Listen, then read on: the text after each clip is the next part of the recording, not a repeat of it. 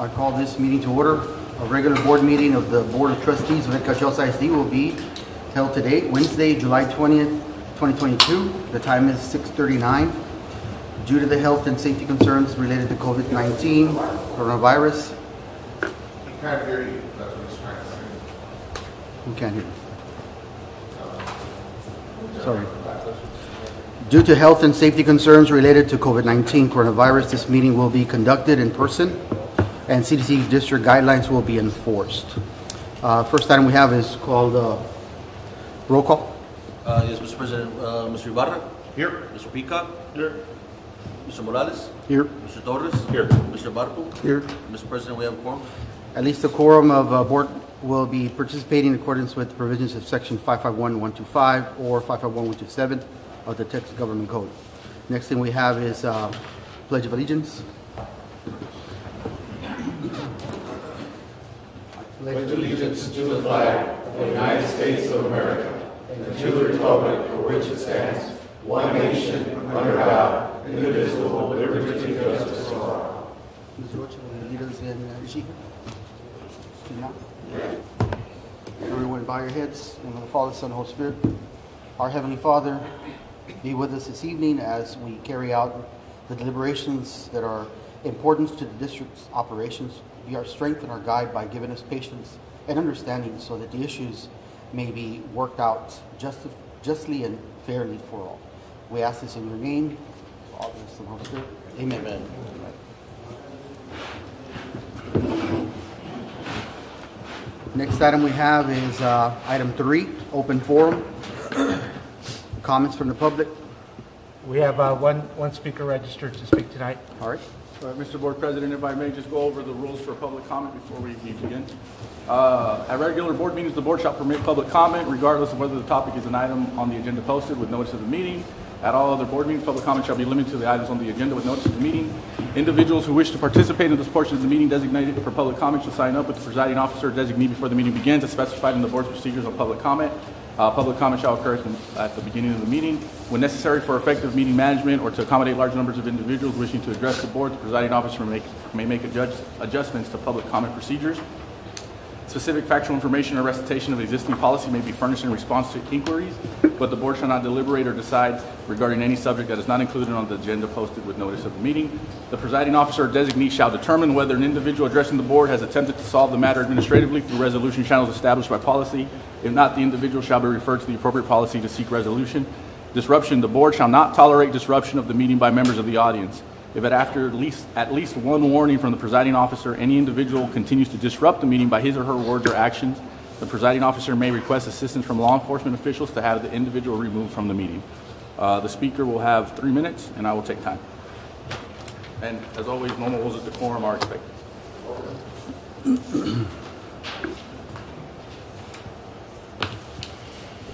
Hello, my name is Jaime Castañeda. I'm here to speak about action item 8, which would be personnel, consideration, appointment, employment, resignation, retirement, evaluation, duties, discipline. And so I want to begin with and express my opinion about this board. This board has failed the entire community, the entire student body, the staff, the teachers. Many teachers have made the outreach to myself on them not feeling comfortable working for this school district. It's an embarrassment that nobody wants to take leadership. Everybody seems to be happy and pleased with what this individual over here is doing, but there's no results. The enrollment's going down, teachers are leaving, he's only catering to certain people, making titles, job titles, superintendent, deputy, when that is not needed. Now there's a $10,000, $15,000 increase on that individual's pay. This man continues to fail the entire student body. Edcachos also had a tradition of winning football games, and it was a very competitive school district. But one board member controls the athletic department, the football department, and kids are leaving. They're not playing, they're not winning games here. They don't want to play here. Can't you not see that? You're trying to cater for that athletic director, what's the whole point if you can't win games? And rolling your eyes and acting like a child is not going to get you anywhere, sir. Be mature about that. All of you. I don't know what you all are waiting to take action and place this superintendent on the agenda for, investigating him and for removing him. You have to take leadership and really evaluate the entire picture. Is it worth losing so many teachers? Is it worth losing so many students over one individual? Thank you. That was the only speaker, Mr. Board President. All right, next item we have is item 4, Superintendent's Report. We have item A, Resilience School Support Program. Dr. Rocha? Good evening, Board. Very happy to be here this evening with y'all. So tonight I am going to try to speak very briefly because I could be here all night, but I know that we don't have all night to talk to you about our Resilient School Support Plan here in Ed Couch Elsa ISD. So almost about a year ago, because I have completed my anniversary myself, right? TEA put out a huge grant to all school districts in the state of Texas to basically say, how are we as a state going to support COVID learning and recovery? And so when I got here, it was kind of hard because it's new and you're trying to figure out what initiatives do you want to take on, what do you not, because we all know that grant money is tied to a lot of extra work, meetings, support, positions, like there's no free money out there that doesn't tie to strings, right? And so when we looked at it, we decided what is going to impact our district the most. And so last year when we applied, there were 11 decisions in total. We applied for 1, the Accelerated Learning Strategic Plan, which is basically what is our strategic plan to combat learning loss and how are we going to recover our students. And so we were granted that decision. These funds are directly from TEA, and these funds go to TEA-approved vendors. So in this case, there's no money that actually comes into the district. It goes directly to the vendor with Decision 1A. When you look at Decision 1B, they put in a position brand new at TEA. It was not thought of by Ed Couch Elsa ISD. It is a data fellow position, brand new and very novel. Who is going to tell the data story? So a lot of times it's difficult because people are sometimes really good with data, but they're not really good at connecting the dots and telling the story about the district and the direction we're going. So TEA had a vision with this position specifically, and they have recruited and they actually have training for data fellows. We were lucky that we have a data fellow that works with us in our district, and he is going to be doing a lot of the work with Tableau. I don't know if y'all have heard of that as a data resource system, but basically to be able to take a lot of the work that we're going to do this school year and to tell that data story, not only to our community, but to our teachers and to our students and to our staff. So that's all under 1A, and you can see the funds that we got directly from TEA associated with that. So it's nice for you to see that because those aren't funds that are coming out of our 199. That's not coming out of our local. Those are funds that we directly got from TEA that can only be used in that manner. So then when you look at Decision 2, we got for high quality instructional materials. That fellowship position, $187,500, that's what it pays, or is that? That's it. That's the total amount that we get, and that position is for 1.5 years. That also includes. So it carries a year and yes, a half. sir. And that is not just inclusive of 6,100. You're able to break that up the way you want. So you need a computer if you're a data fellow. You need desks. You need chairs. You need things to have an office. And so all of that money was That also. also encompasses salary. for That's this correct. Yes, and so that was What all. is the salary for that individual? currently? That salary, I do not have that on Have record. we but hired somebody yet? yes, we did, and I can get that to you. Yeah, they started with us in May, and they've been going to all the TA trainings. So that's all Decision 1. And then Decision 2 is all about what is the quality of what we're putting in front of our students. So high quality instructional materials. So we were granted 3 decisions specifically around that. We know that you just can't take a curriculum and do it. We need to have the professional learning built in and around that. So all of that funding goes directly to our professional learning plan. And then we got additional funds for print materials. So what's great about what TEA has done, accolades to them, is that they have given us a lot of these resources for free. So a lot of things we are getting free, but then they gave us this money on top of that. And then finally, the one that I probably was the most excited about was the district literacy coaches. So we were given funding for the next 2.5 years to support district level literacy coaches. And that's something that our district did not have. And so this was really exciting. You can see the funds that we got there. And then finally, there is an error on number 6. Number 6 is the error with the funding. 6 was direct money for tutoring support. That's additional to ESSER 3 funds. That is $400,000. I apologize for that error. So the total is correct. We were awarded from TEA direct dollars, $1.7 million roughly, which is fantastic. That comes, and that comes directly to us. We have grant funds that are budgeted, we have spreadsheets, we have transparency, but I just wanted you guys to be able to see the dollar amounts really quickly before we get really quick into the plan. So again, why RSSP? Because we know that districts have too many priorities and too many things if we don't really streamline the work. So how are we going to prioritize? How are we going to focus on tier 1? How are we going to get stakeholder engagement? Because I can think something's a great idea all day long, but if nobody comes with me, then we're not going to move the boat, right? And so all of these pieces come into place when we talk about RSSP.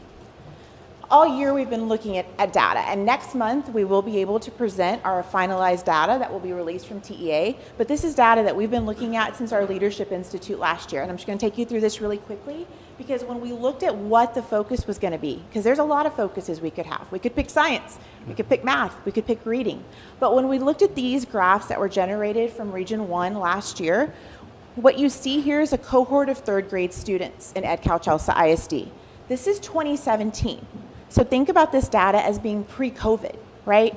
So when we look at the students in red, 121 of those students did not meet standard in 2017. When we take those cohort students and we move those students into 4th grade, those same students, only 17 of them actually went from did not meet to approaches. And then those same 17, only 4 of them moved into, in 5th grade, accelerated. And so it shows you how long it takes pre-COVID to move literacy data. Same thing applies. This is an example of middle school data. And then same thing, here's 7th to 8th grade to EOC. It was great when I got here that Region 1 provided these to our district because it really told a story that we were able to see even before COVID. So long story short, all year, right, because it's about stakeholder feedback, we ask the right questions. Are we sure literacy is a focus? Is this direction we want to go? We had principal meetings. We got feedback from principals. We had assistant principal meetings. We got feedback from assistant principals. And here's just a little snippet of this. And now I'm really proud to stand here and say already this summer we've had 4 days of instructional coach camp where we continue to get feedback on literacy. And then we are wrapping up tomorrow 4 days of Curriculum Leadership Academy with our teacher leaders. And we've also gotten feedback from them. So at the end of the day, we know that, yeah, we could talk about science, and no, nobody's happy with science scores right now. And yes, math is still showing bigger gaps. But we know that at the end of the day, the literacy work that we put in is going to have that transcendent work on science. It's going to help our math. It's going to help all of those literacy skills. So this is just a lot of time, but this is kind of just a big look at what we call our North Star goal and how we're going to get there. And it basically boils down to 3 priorities. We're going to implement the high quality instructional materials with training and support. We're going to have high quality instructional planning, which has already started this summer with instructional coaches and Curriculum Leadership Academy. And we're going to provide ongoing training throughout the year. You guys have already approved an amazing Amplify plan, a professional learning plan that's a little expensive, but it's going to be totally worth it when we look at the cost and high capacity building that we're going to have with our teachers. And then finally, we're going to focus on the delivery. How do we support teachers when they struggle? Right? Our coaches are going to be able to go in there, and as we say, we don't blame and shame teachers. We support them when they need help. We see where the struggles are, and we do our best to help them out. So this is just a quick little synopsis. We do have to present this to our board because these are all TEA funds. And any other questions you guys have or anything about this outside of here, I'd chat with any of you guys on that. Dr. Rocha? Yes, sir. I just want to commend you on getting awarded this $1.7 million grant on this. And I know there's misinformation that our staff and our administration isn't happy. But I saw the photos from today from y'all's curriculum training, and I saw the smiles and all the engagement from everybody that was there, and it made me really proud to see that. And also, it's no secret that the districts, statewide, nationwide, the enrollments are down. And so with this money going after and pushing to get that recruitment back up, it means a lot to this board. I know that's one of the main focuses of this board is to get our recruitment back up for the next year and try to get our students back in class. They need to be in class. They need to learn. And this accelerated strategy is really important because they're behind because of those COVID years. And just want to commend you on that. Thank you. And we do. Congratulations to you and the staff. Thank you so much. And we appreciate all of your support because, without you guys making a lot of it possible, there is money invested. We have a lot of it built in, but there are things that we do need to ask for, and you've been supportive of the coaches, all the way throughout. And it's going to pay off dividends. Just What are our give it plans for time. sustainability after the grant funds run out? Fantastic question. Yeah. So when we look at that and we look at our Title I funds, because remember we're funding our campus level instructional coaches all Title I. And so pending like World War IV or anything, right, we should be fine with our Title I funds for instructional coaches. I do think we are going to need to look very strategically at the district level coaches. How will that be funded? Will we need to go after another grant? Definitely, if we're going to want to keep the district level ones, or are we going to have to look at some type of restructuring or how that would work? But yeah, definitely things we need to be thinking about now, and especially as I put dates on there, thinking at how 23, 24 is going to be here before we know it, we need to make plans for that. So thank you. I'd like to remind everyone that the board has been very supportive when it comes to the needs of not only our students but our staff.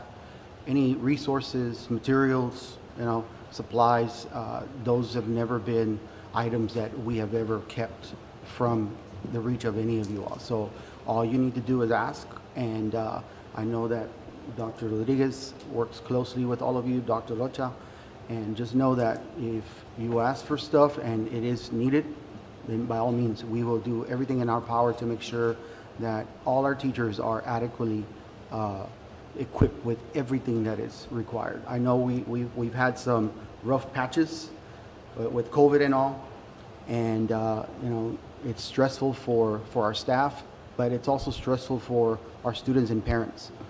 And we just need to be supportive, make sure we communicate with all our community. That way everybody knows that they're not in this alone. We're here to support staff, students, families, everyone, so that way we can make it a productive year. Okay, thank you. Thank you. Thank you.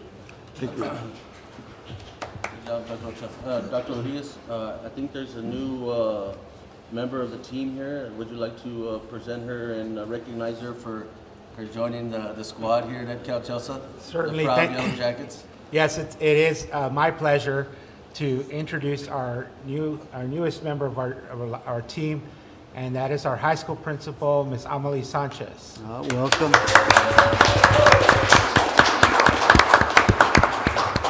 As soon as she was hired, she hit the ground running, and she started working remotely, and then coming into, of course, she has roots in the Rio Grande Valley.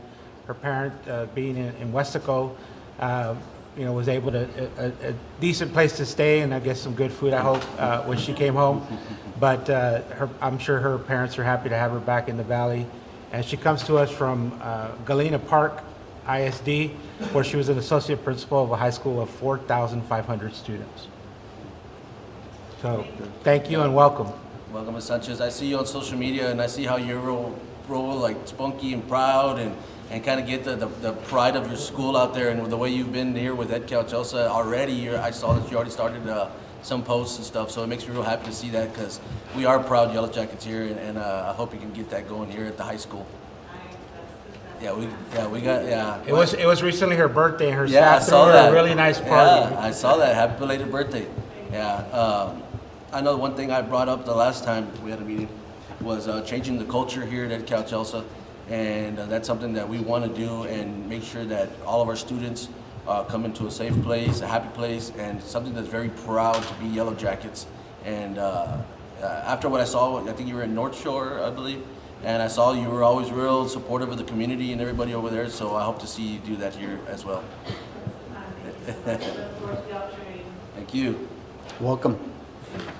Okay, next item, we have item 5, consent agenda items. We have items A through X.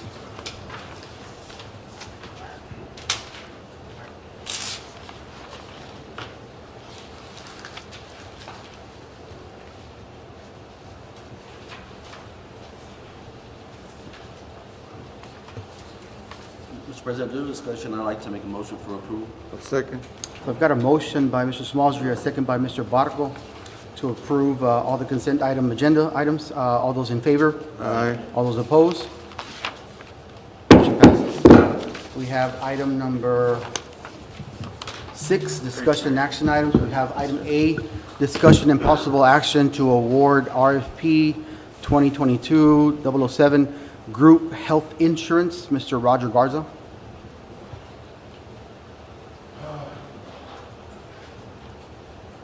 Hey, Mr. Garza, how you doing? Good evening. Good evening, President Morales and Dr. Rodriguez, Superintendent of Schools, and honorable board members. Thank you very much for allowing us to do the final presentation for the upcoming award. We wanted to brief you a little bit about, where we're at and how we got here. If you recall, we opted out of TRS, and we solicited proposals on February the 20th. We did receive on April the 6th, next slide please, we did receive 3 submitters, as a reminder, for group health insurance. Pharmacy benefit managers, we received 3 submitters, and for stop loss reinsurance, we received 2 of them.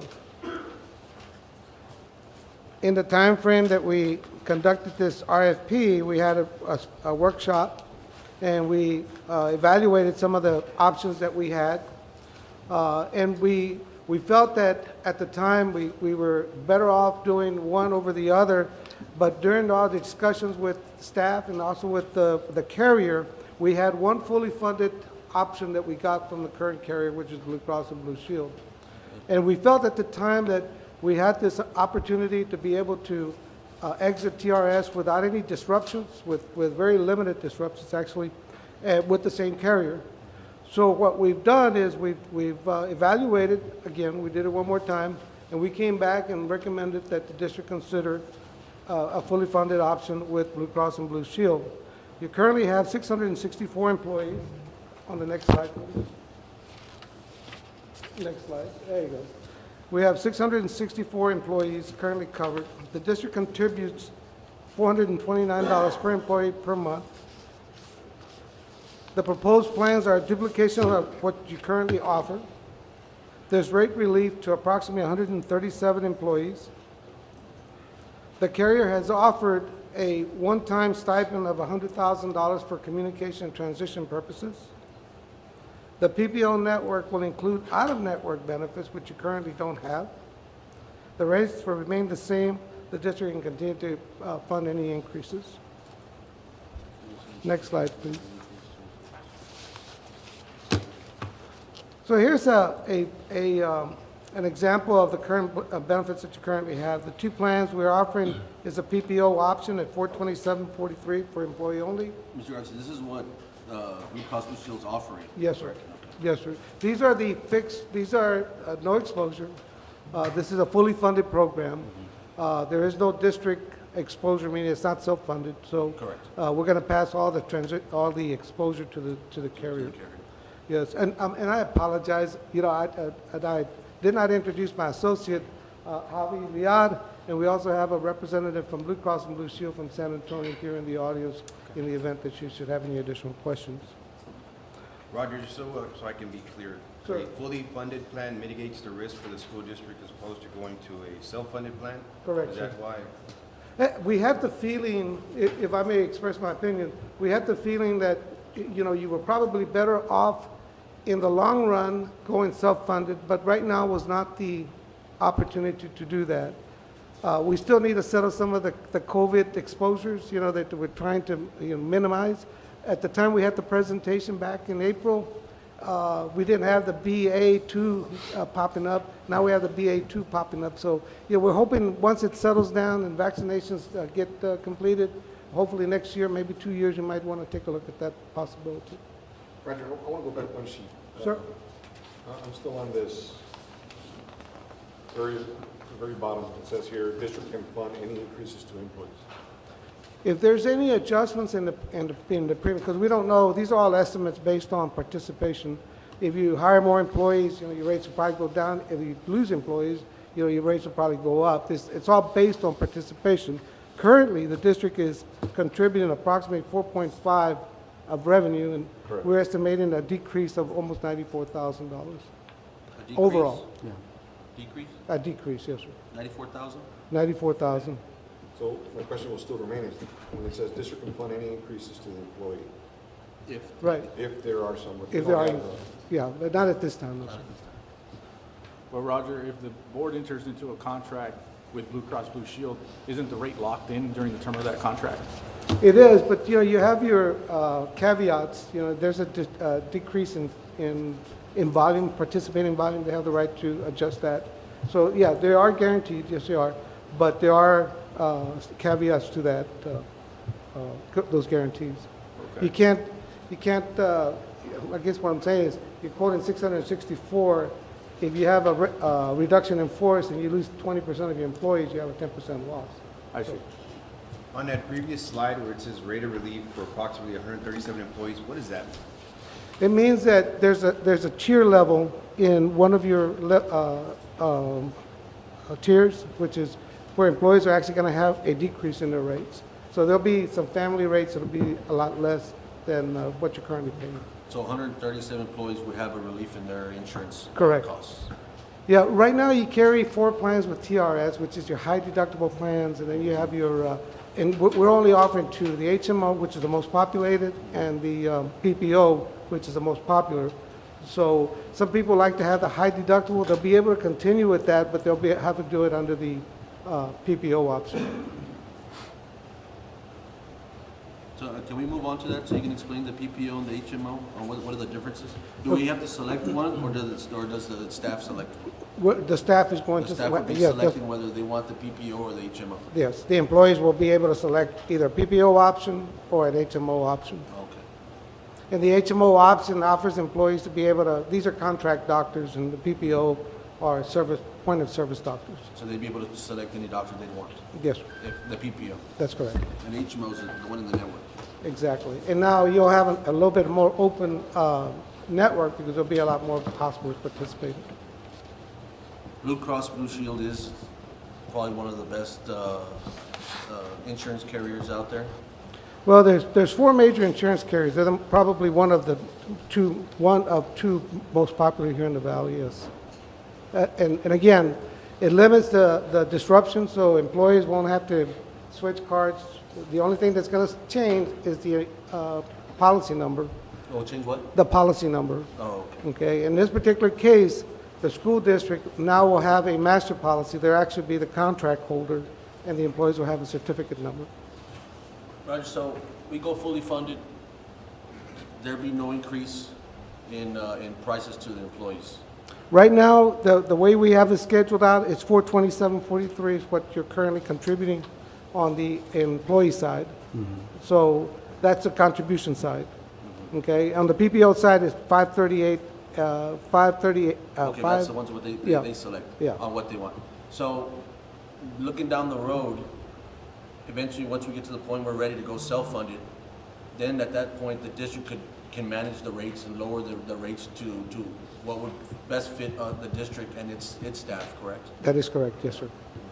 Which is the end goal, to get to the self-funded, so that way we can lower the rates so that our staff can have the savings. Yes, and if I can say it, this is a great opportunity because this is one of the only times I've seen Blue Cross actually quote a district that was exiting out of TRS. Say that again? It's the first district I've heard Okay. that Blue Cross has quoted exiting TRS. Oh, wow, that's good. So definitely, it was a plus. It was surprising to us, and actually we were delighted to receive that proposal from them. Definitely.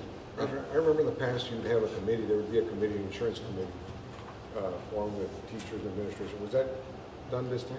It was done specifically with the board, and one was because the option was fully funded. It was the only fully funded option. So if we went self-funded, the staff would have probably been more beneficial, but the risk would have been a lot higher. So we felt that moving forward, if we did that, we would want to do it either on the second year or on the third year when we have a better idea of what claims we're utilizing. And the reason I like going the fully funded now is because since we're getting TRS, we'd have to develop the whole department, the whole risk management department, and the service and the employee services, so that way, once we're ready and we have it, and we already have our numbers, we have our policy, we have the insurance amount, then we can budget to where we can get to the self-funded, and then in turn, the savings go to the staff. That is correct. That's correct. And I think from the feelings that we got from the administration and from board members as well, you know, during the 2 workshops we had, was they felt more comfortable with the fully funded option than they did with the self-funded option. Even though we encourage self-funded, but it's probably 18 months out before we might want to take a second look at that. So you feel we're still some distance away from going to self-funding? Probably about 18 months. If the board chooses to go in that route, then probably in 2023, we'll probably be having that discussion for 2024. That's not bad. That's really good. But- Anything else? You want to continue, or you got anything to? So I'm just here to answer your question. So we feel very comfortable with the offer from Blue Cross. Again, if I'm available for any questions, but we do recommend that you approve, I'm sorry, and I'm going to say it again, the RFP for Do we still have? We would still offer the free plan, right? That's what it is.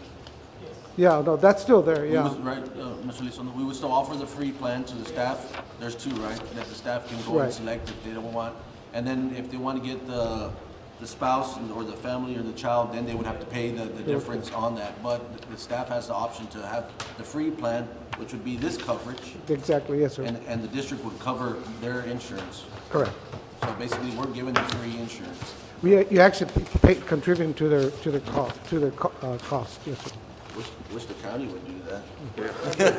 Tell me a little bit more about this, the 100,000 one transition allowance, the $100,000.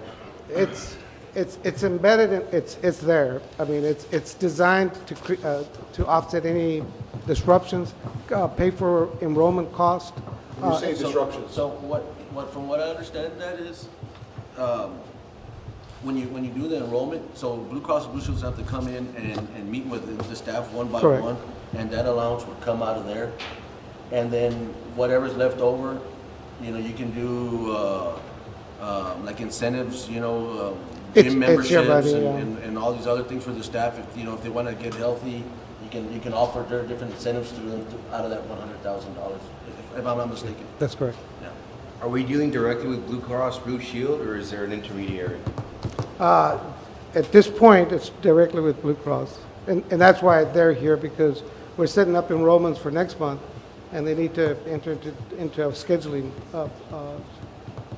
into a schedule so that they can have their people They here. will have enough staff to handle the enrollment? can we have my- them come up here? Sir? What is your name, sir? So you're from Blue Cross Blue Shield? Yes, sir. My name's Steve Schimmel. I'm a regional sales executive for Blue Cross Blue Shield of South Texas. Thank you very much for letting me speak. What kind of questions can I help you out with? So Mr. Ibarra was mentioning that you have enough staff and people here for enrollment here. We do, yes. How long do you think the enrollment time will take?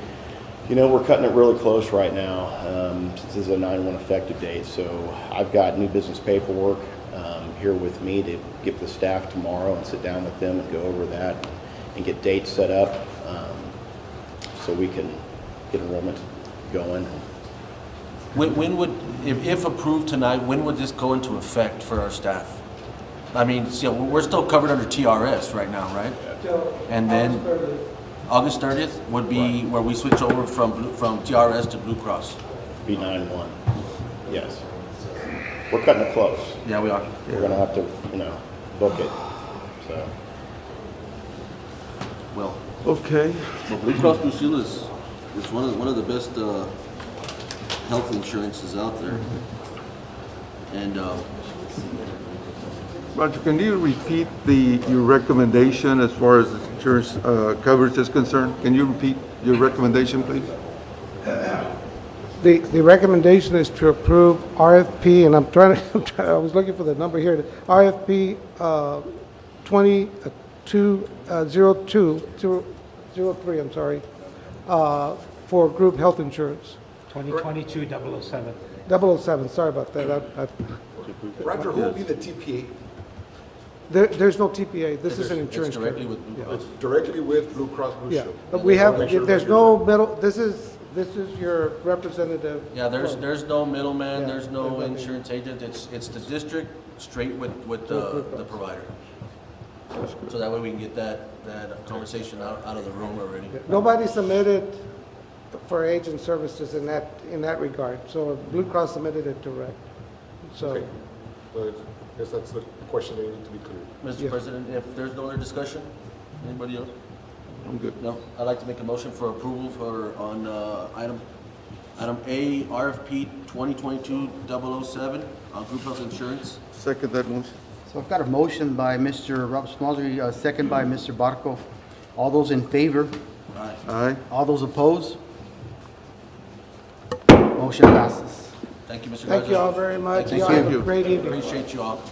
And thank you for putting in the bid, like, Mr. Garza said, that not to, for us, first coming out TRS and getting Blue Cross Blue Shield and hopefully getting that Cadillac plan for our staff. That's great. I really appreciate you guys. Thank you. Thank you. Thank you. Thank you. All right, next item we have is item 6B, discussion and action to approve an election order for regular school board election. Mr. Ben Mr. President, I'd Castillo. like to make a motion to approve this item. Second. So I've got a motion by Mr. Smallery, second by Mr. Ibarra. All those in favor? Aye. All those opposed? Motion passes. Next item we have is item 7, closed session. The superintendent requests that the Board of Trustees convene in closed meeting as authorized by the provisions of Opens Meetings Act, Chapter 551 of the Texas Government Code. This executive session in accordance with the Texas Government Code, Section 551074, for the purpose of discussion personnel considering employment, resignation, retirement, evaluation, reassignment duties, discipline, or dismissal of public officer or employee.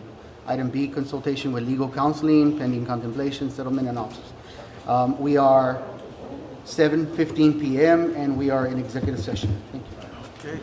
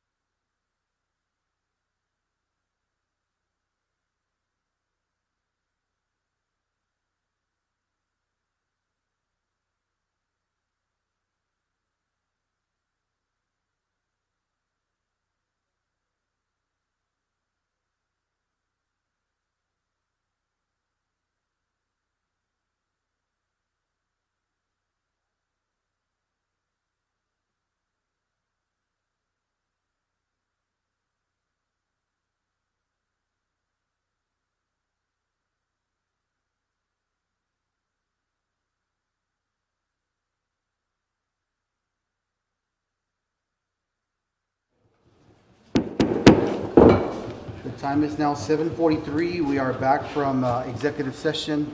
Next item we have is item 8, action items discussed in closed session. Item A, 551074, discussion action regarding personnel, considered appointment, employment, resignation, retirement, evaluation, reassignment duties, discipline, or dismissal of a public officer or employee. Sorry, I was sorry. No action? Item A, I recommend we take action as discussed in closed session. So move. Second? so I've got a motion by Mr. Barco, a second by Mr. Smallsry. All those in favor? Aye. All those opposed? Okay, motion passes. Then we have item B. No action. No action? All right, we have item 9, adjournment. So moved. Second. So I've got a motion by Mr. Smallsry, second by Mr. Barco. Those in favor? Aye. All opposed? Okay, motion passes. So. 7:40.